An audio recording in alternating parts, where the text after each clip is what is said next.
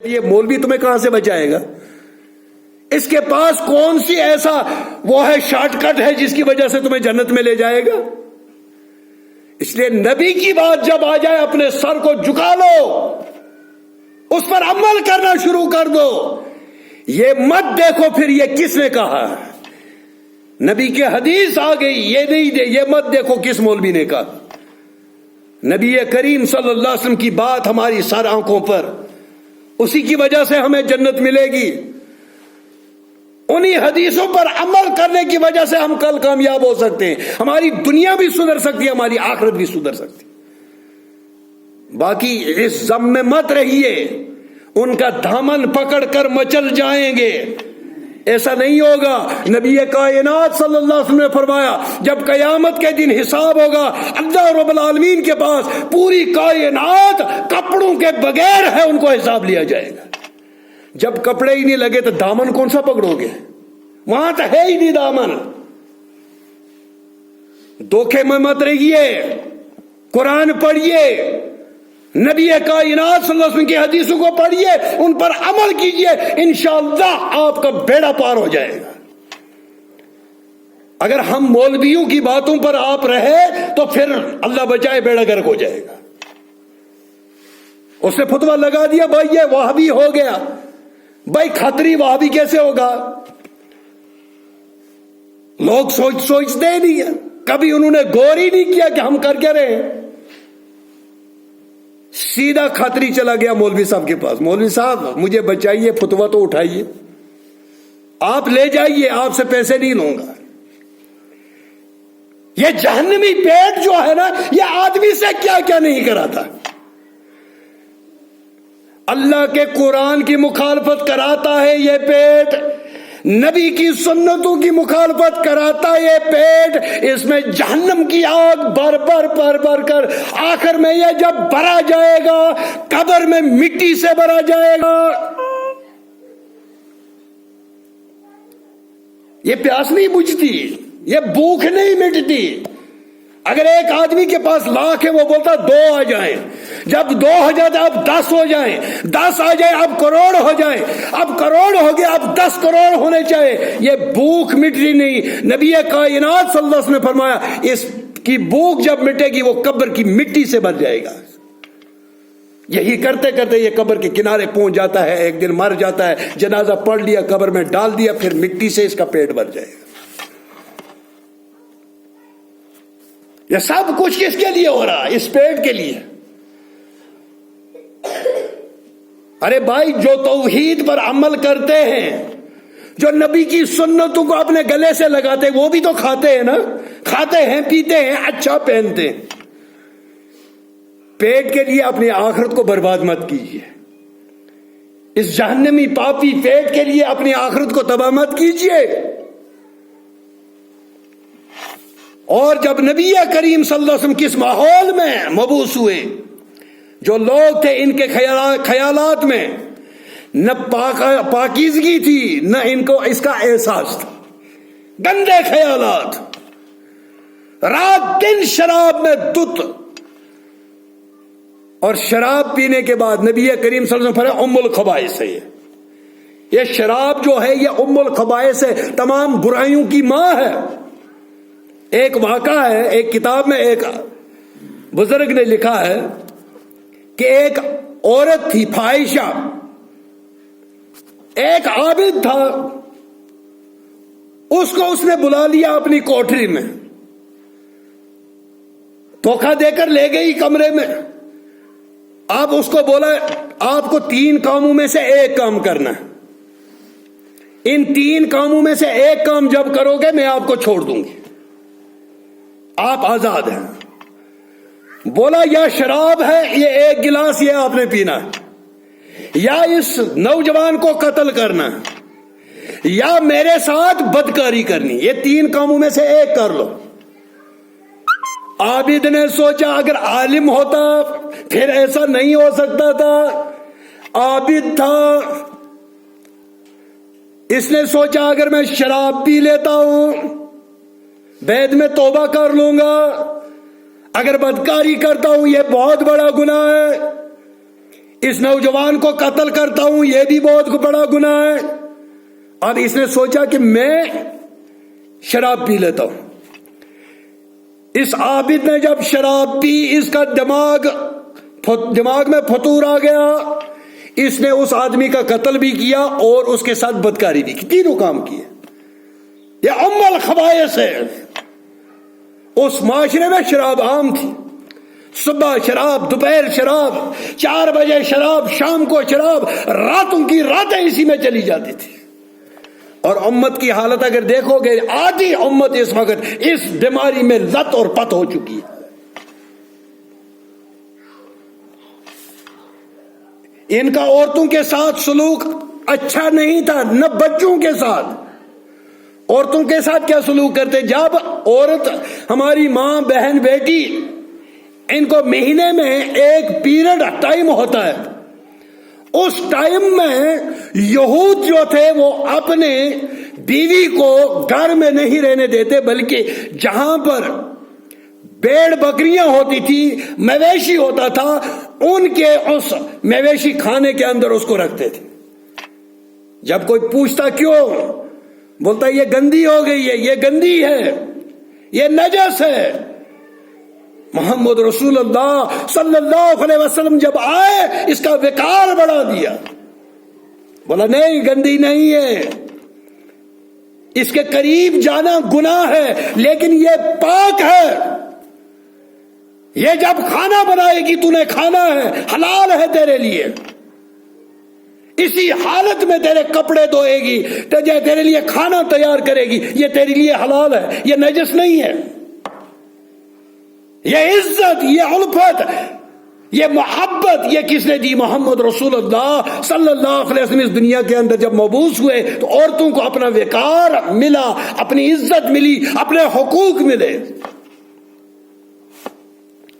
اور بچوں کے ساتھ بھی برا سلوک کرتے، خاص کر بچیوں کو زندہ دفن کر دیتے تھے۔ وہ ہمسایوں کے دشمن تھے اور رشتہ داروں کے مخالف، رشتہ نام کی کوئی چیز ہی نہیں تھی اس معاشرے میں، جس معاشرے میں محمد رسول اللہ صلی اللہ علیہ وسلم مبعوث ہوئے۔ نہ ان کے ماں باپ کے ساتھ تعلقات اچھے تھے اور نہ بیویوں سے۔ بیویوں کو آج بھی کچھ لوگ ایسے جو بولتے ہیں بیوی ایک جوتی ہے، ایک نہیں تو دوسری، تو یہی بات اپنی ماں کے لیے کیوں نہیں بولتا؟ وہ بھی تو کسی کی بیوی ہے۔ تیرے باپ کے لیے تو وہ پھر جوتی ہے۔ اللہ بچائے ایسی باتوں سے، خاص کر ایمان والا مسلمان اور جو نبی کی سنتوں پر عمل کرنے والا، وہ اس کے منہ سے ایسی بات زیبا نہیں دیتی۔ یہ دنیا اگر موجود ہے انہی خواتین کی وجہ سے۔ اگر آج نکاح پر بین ہو جائے، کوئی نکاح نہ کرے، 100 سال کے بعد انسانیت کا نام اس زمین پر نہیں ہوگا۔ اس کا بڑا اہم رول ہے، گھر کو سنبھالتی ہے، بچوں کو سنبھالتی ہے۔ جو ملک کا وزیر اعظم بنتا ہے وہ آسمان سے نہیں ٹپکتا، نہ زمین سے پھٹتا ہے، یہی ماں اس کو جنم دیتی ہے، اسی ماں کی کوکھ سے یہ جنم لیتا ہے۔ تمہارے پولیس کے اندر ڈی سی ہے، وہ نہ آسمان سے آیا نہ زمین سے نکلا، اسی ماں نے اس کو جنم دیا، وہ بھی تو عورت ہے۔ فاطمہ تو زہرا بھی عورت ہے، عائشہ صدیقہ بھی عورت ہے رضی اللہ تعالیٰ عنہ، حضرت خدیجہ الکبریٰ بھی عورت ہے۔ ان کی مثالیں اس لیے دی جاتی ہیں کہ تاکہ ہماری ماں، بہن، بیٹی ان کے کریکٹر، ان کا کردار، ان کی سیرت کو دیکھ دیکھ کر اپنی زندگی گزارے۔ انہوں نے بہت بڑے کارنامے کیے ہیں اپنی زندگی کے اندر۔ حضرت عائشہ صدیقہ رضی اللہ تعالیٰ عنہ 2200 احادیث کی حافظہ تھی، قرآن کی عالمہ تھی، مفتیہ تھی، فتویٰ دیتی تھی۔ بڑے بڑے کبائر صحابہ جب ان کو کوئی مسئلہ سمجھ نہیں آتا، وہ حضرت عائشہ صدیقہ رضی اللہ تعالیٰ عنہ ان سے فتویٰ لیتے تھے، وہ بھی تو خاتون تھی۔ اور نہ ان کے ماں باپ کے ساتھ اچھے سلوک تھے، نہ بیویوں کے ساتھ۔ نہ ان کا دین صحیح تھا نہ دنیا، ان کا دین بھی برباد تھا اور دنیا بھی برباد، ان کا نہ مذہب درست تھا نہ ایمان، کیونکہ ایمان تھا ہی نہیں ان کے پاس۔ تو میرے بھائیوں، ایسی صورت میں، ایسے حالات تھے جب اللہ رب العالمین نے محمد رسول اللہ صلی اللہ علیہ وسلم کو مبعوث فرمایا، انسانیت کو درس دیا، انسان کو انسان بنایا، بیوی کو اپنے حقوق دلائے، بہن کو اپنے حقوق دلائے، بیٹی کو اپنے حقوق دلائے، بیٹیوں کا وراثت میں حصہ رکھا۔ اگرچہ خود غرض مسلمان آج بیٹیوں کو حصہ نہیں دیتے، خود غرضی ہے۔ یہ نہیں سوچ لینا میں نے بیٹی سے حصہ چھین لیا میں جیت گیا، نہیں، القیامت کے دن یہی بیٹی آپ کے گریبان کو پکڑ لے گی، بابا میرا حصہ کھایا، میرے حق کو غصب کرنے والے ابا آج کہاں، کون بچائے گا؟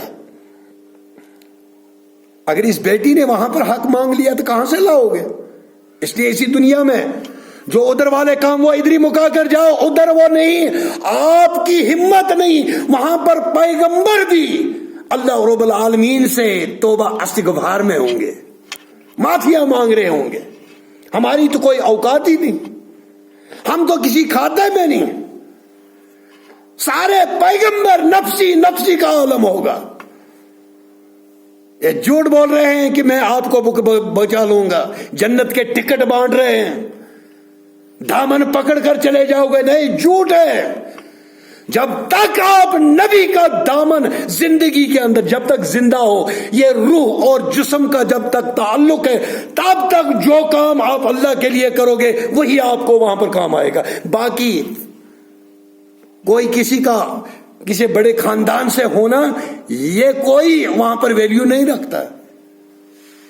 میں نے آپ کے شعوب قبائل بنائے، خاندان قبیلے بنائے، لتعارفوا، تاکہ ایک دوسرے کو پہچانو، یہ پہچان ہے، یہ فلانی قوم کا ہے، نہیں تو ایک دوسرے کی پہچان نہیں ہوگی۔ اللہ رب العالمین نے فرمایا اس کا ایک ہی کام ہے، ذات، قوم اور قبیلے کا ایک ہی کام ہے، کیا؟ ایک دوسرے کو پہچاننا، بس۔ ان اکرمکم عند اللہ اتقاکم، اللہ کے ہاں کوئی خاندان ماندان نہیں، بلکہ کیا؟ جو متقی ہو، پرہیزگار ہو، اللہ سے ڈرنے والا ہو، اللہ رب العالمین اسی کو کامیاب کرے گا، اسی کو کل جنت ملے گی۔ باقی میرے بھائیوں، یہ دھوکے دے رہے ہیں، تعویذ گلے میں لگا لو جنت میں چلے جاؤ گے، ڈرو گے نہیں، دولت آپ کے گھر آئے گی۔ جو دینے والا وہ خود فقیر ہے، خود بھی ایک مانگ رہا ہے۔ ارے بھائی، اگر دولت تیرے تعویذ سے، تیری انگوٹھی سے دولت ملتی ہے تو اپنے آپ کو بڑا آدمی بنا لینا۔